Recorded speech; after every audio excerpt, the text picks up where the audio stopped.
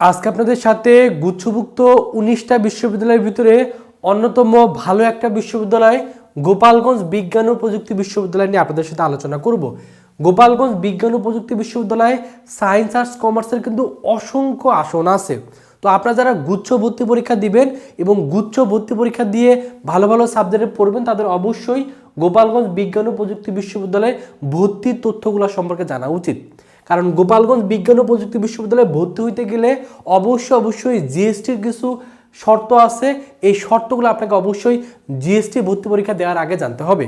তো আজকের এই ভিডিওতে আমরা মেনলি গোপালগঞ্জ বিজ্ঞান ও প্রযুক্তি বিশ্ববিদ্যালয়ে ভর্তি তথ্য, কি কি শর্ত আছে বা এখানে কি কি সাবজেক্ট আছে A to Z নিয়ে কিন্তু আলোচনা করব। এজন্য যারা সায়েন্স আর্টস কমার্সের শিক্ষার্থী আছেন অবশ্যই ভিডিওটা প্রথম থেকে শেষ পর্যন্ত দেখবেন। সর্বপ্রথম মিলে আলোচনা করব গোপালগঞ্জ বিজ্ঞান ও প্রযুক্তি বিশ্ববিদ্যালয় এটা কত সালে স্থাপিত হয়। এটা হলো 2001 সালে স্থাপিত হয় এবং এটা কত একর ক্যাম্পাসে জায়গা জুড়ে অবস্থিত, এটা 55 একর জায়গা জুড়ে অবস্থিত। এখানে কিন্তু আবাসিক হলের ব্যবস্থা আছে। আপনি চান্স পাওয়ার পর হলে থেকে কিন্তু পড়াশোনা করতে পারবেন। এখানে 5টা হল আছে, ছেলেদের জন্য 3টা, মেয়েদের জন্য 2টা। এবং এখানে কিন্তু আপনি যখন চান্স পাবেন, চান্স পাওয়ার পর এই যে বাস আছে এই বাসে করে কিন্তু মেনলি আপনি চলাচল করতে পারবেন। তো এখানে কিন্তু যে ক্যাম্পাসটা আছে সেই ক্যাম্পাসের চিত্রগুলো আপনাদের সামনে তুলে ধরা হয়েছে। আশা করি ক্যাম্পাসগুলো কিন্তু খুবই সুন্দর ক্যাম্পাস। সো সুন্দর একটা ক্যাম্পাসে আপনি চান্স পেলে পড়াশোনার সুযোগ পাবেন। এরপরে মিলে আলোচনা করব যে এখানে টোটাল কি কি অনুষদ আছে। এখানে কিন্তু ইঞ্জিনিয়ারিং অনুষদ আছে, বিজ্ঞান অনুষদ আছে, জীববিজ্ঞান অনুষদ আছে, কৃষি অনুষদ আছে, মানবিক অনুষদ আছে, অর্থাৎ মানবিকের শিক্ষার্থীরাও এখানে ভর্তি হতে পারবেন। আইন অনুষদ আছে, সামাজিক বিজ্ঞান অনুষদ আছে এবং বিজনেস অনুষদ এখানে আছে। তো এখানে ভর্তি হওয়ার জন্য অবশ্যই আপনাকে কিন্তু আগে গুচ্ছ ভর্তি পরীক্ষা দিতে হবে, অর্থাৎ জিএসটি পরীক্ষা দেওয়ার পরে আপনি যখন পাশ করবেন 30 পেয়ে পাশ করলে আপনি গোপালগঞ্জ বিজ্ঞান ও প্রযুক্তি বিশ্ববিদ্যালয়ে ভর্তি হওয়ার কিন্তু সুযোগ পাবেন। তার মানে অবশ্যই আপনাকে আগে জিএসটি বা গুচ্ছ ভর্তি পরীক্ষা কিন্তু দিতে হবে। তো এখানে কিন্তু টোটাল আসন সংখ্যা কত, এখানে টোটাল প্রায় 1505 জন শিক্ষার্থী এখানে ভর্তি হওয়ার সুযোগ পাবে সায়েন্স আর্টস কমার্সের। তার মানে গুচ্ছের ভিতরে যতগুলো বিশ্ববিদ্যালয় আছে তার ভিতরে কিন্তু গোপালগঞ্জ বিজ্ঞান ও প্রযুক্তি বিশ্ববিদ্যালয়ে বেশি সংখ্যক শিক্ষার্থী ভর্তি হওয়ার সুযোগ পায়। তো এই জন্য এখানে যারা আবেদন করবেন তাদের চান্স পাওয়ার সম্ভাবনা কিন্তু একটু বেশি থাকবে। তো এখন মিলে আমরা প্রত্যেকটা ইউনিট ভিত্তিক আলোচনা করি। প্রথমে মিলে যদি এ ইউনিট নিয়ে আলোচনা করি, এই এ ইউনিট হলো গুচ্ছতে যারা এ ইউনিটে পরীক্ষা দিবেন তারা এই সাবজেক্টগুলোতে পাবেন। তারপর আস্তে আস্তে বি ইউনিট এবং শেষে আমরা সি ইউনিট নিয়ে আলোচনা করব। তো এই ইউনিটের ক্ষেত্রে ইঞ্জিনিয়ারিং অনুষদের ভিতরে অর্থাৎ ইঞ্জিনিয়ারিং সাবজেক্ট কি কি আছে, CSC, Tripoli, applied chemistry, civil, food engineering এবং আর্কিটেকচার। এই ইঞ্জিনিয়ারিং সাবজেক্টগুলোতে কিন্তু আপনি জিএসটি পরীক্ষা দেওয়ার পর গোপালগঞ্জ বিজ্ঞান ও প্রযুক্তি বিশ্ববিদ্যালয়ে এই সাবজেক্টে ভর্তি হতে পারবেন। তো এখানে এগুলোর 40টা করে সিট আছে আর আর্কিটেকচারে 35টা সিট আছে। তো এখানে শর্তটা হলো আপনি যদি CSC, Tripoli, applied chemistry, civil অথবা ফুড ইঞ্জিনিয়ারিং নিয়ে পড়তে চান অবশ্যই আপনাকে জিএসটি পরীক্ষায় ম্যাথ 100% আপনাকে উত্তর করতেই হবে।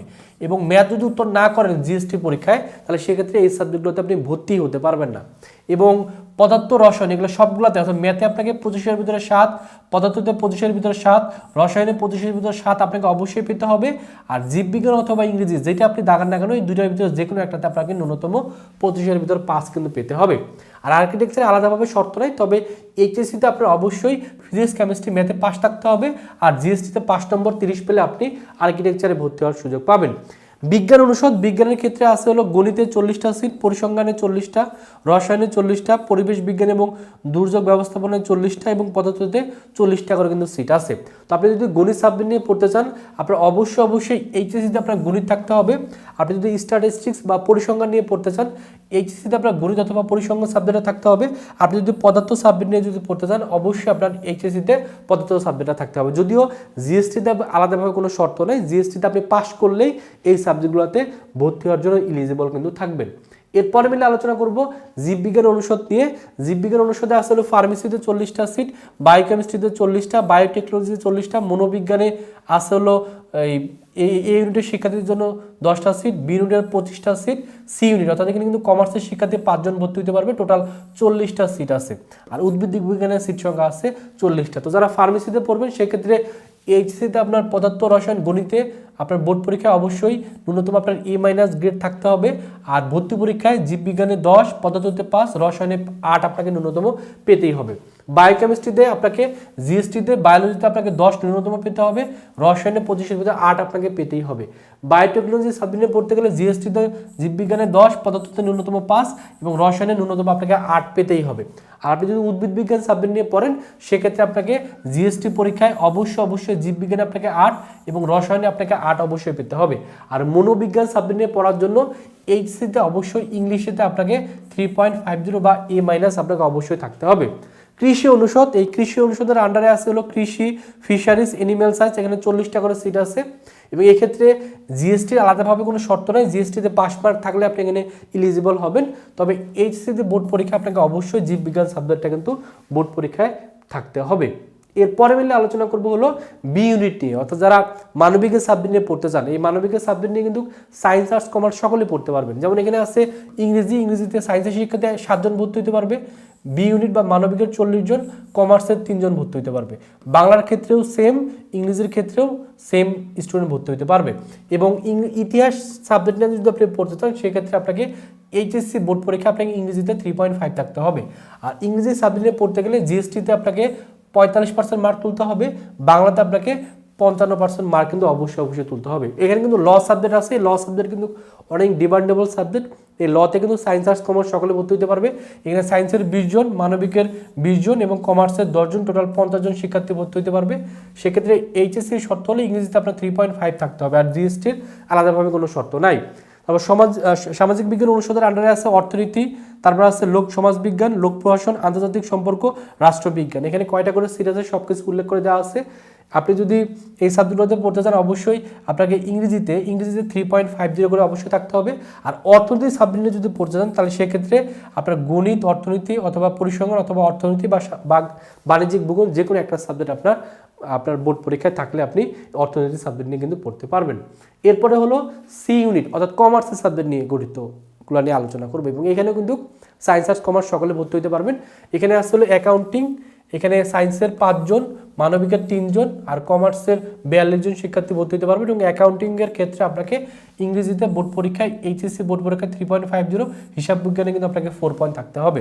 আছে ম্যানেজমেন্ট, মার্কেটিং, ফিন্যান্স এবং ট্যুরিজম অ্যান্ড হসপিটালিটি ম্যানেজমেন্ট, যেটা এখানে এই সাবজেক্টগুলোতে পড়ার জন্য আপনাকে ইংরেজিতে অবশ্যই বোর্ড পরীক্ষায়, এইচএসসি বোর্ড পরীক্ষায় 3.5 কিন্তু থাকতে হবে। এবং এখানে কিন্তু কোটার ব্যবস্থা আছে, কোটাতে কিন্তু শিক্ষার্থীদের ভর্তি নেওয়া হবে।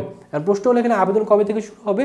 এখানে আবেদন শুরু হবে জিএসটি পরীক্ষার পরে, জিএসটি পরীক্ষার পরে আবেদন শুরু হবে। আবেদন কিভাবে করতে হবে, যখন আবেদন শুরু হবে তখন কিন্তু আপনাদের ভিডিওর মাধ্যমে বিস্তারিত আমরা জানাই দিব। এখন আপাতত আপনাদেরকে যেটা করতে হবে, জিএসটিতে ভালো করতে হবে। জিএসটিতে যদি ভালো করতে পারেন তাহলে আপনি কিন্তু এই গোপালগঞ্জ বিজ্ঞান ও প্রযুক্তি বিশ্ববিদ্যালয়ে ভর্তি হওয়ার সুযোগ পাবেন। শুধু গোপালগঞ্জ বিজ্ঞান ও প্রযুক্তি বিশ্ববিদ্যালয় না, জিএসটিতে ভালো করলে জিএসটির আন্ডারে যে 19টা বিশ্ববিদ্যালয় আছে সবগুলোতে ভালো ভালো সাবজেক্ট আপনার পড়ার সুযোগ হবে। এই জন্য যারা জিএসটিতে একবারে ভালো প্রিপারেশন নিতে যাচ্ছেন, যেহেতু জিএসটির পরীক্ষা এপ্রিল মাসে হবে, এখনও যথেষ্ট সময় আছে প্রস্তুতি নেওয়ার জন্য। যারা চাচ্ছেন একবারে 0 থেকে প্রস্তুতি নেওয়া, তারা চাইলে আমাদের ভার্সিটি কক গুচ্ছ টার্গেট কোর্সে ভর্তি হতে পারেন। এটা আমাদের একবার নতুন ব্যাচ। এই কোর্সে ভর্তি হলে আপনি টোটাল 55টা ক্লাস করতে পারবেন এবং ক্লাসগুলোতে একটা ওদের বেসিক কনসেপ্ট, প্রিভিয়াস ইয়ারের কোশ্চেন ব্যাংক সলভ, হাতে ক্যালকুলেশন, শর্টকাট টেকনিক, চান্স পাওয়ার জন্য যতটুকু দরকার আমরা ক্লাসে আপনাদের শেখাই দেবো। এবং এই ক্লাসগুলো আপনি অনলাইনে বাংলাদেশের যে কোনো প্রান্ত থেকে ঘরে বসে কিন্তু করতে পারবেন। এর জন্য যারা একবারে চাচ্ছেন অনলাইনে অল্প টাকার ভিতরে কোর্স করে চান্স নিশ্চিত করা, তারা আমাদের এই কোর্সে দ্রুত ভর্তি হয়ে যান। যদিও কোর্স ফি 2000 টাকা, তবে এখন আপনাদের কথা শেষ মুহূর্তে চিন্তা করে 50% ডিসকাউন্টে এখন কিন্তু 1000 টাকায় ভর্তি নেওয়া হচ্ছে। তো যারা ভর্তি হবেন দ্রুত এই নাম্বারে 1000 টাকা বিকাশে পাঠিয়ে এই নাম্বারে কল দিবেন অথবা এই নাম্বারে হোয়াটসঅ্যাপে নক করলে কিন্তু আপনাকে ভর্তি করে নেওয়া হবে। এবং এই কোর্সে ভর্তি হলে আপনি ঘরে বসেই শতভাগ প্রস্তুতি কিন্তু নিতে পারবেন। এখানে ভর্তি হলে যেমন ক্লাস করতে পারবেন, পাশাপাশি ফিজিক্স, কেমিস্ট্রি, ম্যাথ, বায়োলজির সকল অ্যাডমিশন বইয়ের সহায়ক বইয়ের পিডিএফও কিন্তু ফ্রিতে পেয়ে যাবেন। আমাদের এক্সাম ব্যাচ আছে, এক্সাম ব্যাচে ভর্তি হলে টোটাল 85টা আপনি এক্সাম দিতে পারবেন এবং এটা কোর্স ফি মাত্র 500 টাকা। বিজ্ঞান, মানবিক, বাণিজ্যের জন্য আলাদা আলাদা এক্সাম ব্যাচ আছে। এক্সাম ব্যাচে ভর্তি হওয়ার জন্য এই নাম্বারে 500 টাকা বিকাশে পাঠিয়ে এই নাম্বারে কল দিলে ভর্তি করে নেওয়া হবে। তো এই হলো বিজ্ঞান ও প্রযুক্তি বিশ্ববিদ্যালয়ে ভর্তি সংক্রান্ত সকল তথ্য আপনাদের জানাই দিলাম। তো গুচ্ছভুক্ত 19টা বিশ্ববিদ্যালয়ের আর কোন কোন বিশ্ববিদ্যালয়ের তথ্য আপনি জানতে চান অবশ্যই কমেন্টে জানাবেন। আমরা চেষ্টা করব আপনাদের মতামতের উপর ভিত্তি করে নতুন একটা বিশ্ববিদ্যালয়ের তথ্য নিয়ে আপনাদের সামনে চলে আসা। সেই পর্যন্ত সকলে ভালো থাকবেন, ভালো করে পড়াশোনা করবেন, স্বপ্ন বাস্তবায়নের জন্য সর্বোচ্চ চেষ্টা করবেন। সকলের জন্য অনেক অনেক শুভকামনা। আল্লাহ হাফেজ।